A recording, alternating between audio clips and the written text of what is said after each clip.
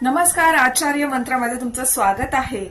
आजचा विषय आहे की जर संसारात कलह आणि अशांती असेल तर ज्योतिषशास्त्रानुसार काही पारंपरिक उपाय सांगितले जातात।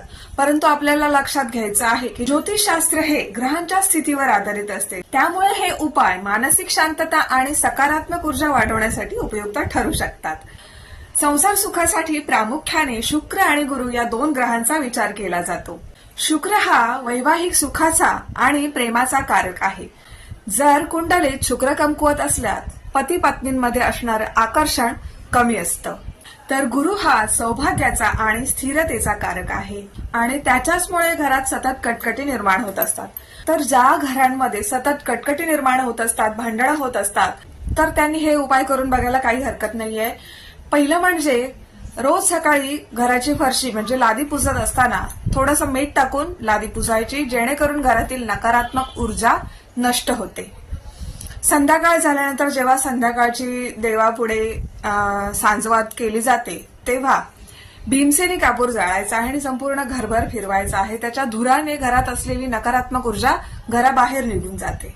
जर पती पत्नींमध्ये विनाकारण वाद होत असतील तर दर गुरुवारी घरामध्ये श्री महालक्ष्मी आणि भगवान विष्णूंची पूजा करायची। ओम नमो भगवते वासुदेवाय या मंत्राचा जप करायचा। घराचा ईशान्य कोपरा नेहमी स्वच्छ ठेवायचा आहे, तिथे कुठली अडगळ किंवा घाण कचरा काहीच ठेवायचा नाहीये। आणि तुमच्या घरचा बेडरूम जिथे तुम्ही झोपता तिथे आरसा अशा ठिकाणी नसावा जिथे झोपताना तुमचं प्रतिबिंब त्या आरशात दिसावं। तर हे उपाय करून बघा, तुमच्या घरातील गृहक्लेश हा किंवा कलह पती पत्नींमधील जो काही विसंवाद आहे तो नष्ट होण्यास नक्की मदत होईल।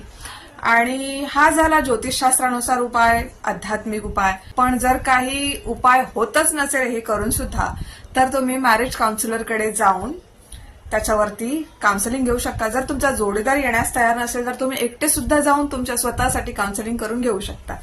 व्हिडिओ आवडल्यास लाईक करा, आचार्य मंत्र यांना फेसबुक इंस्टाग्राम वरती फॉलो करा आणि YouTube वरती सबस्क्राईब करा। धन्यवाद।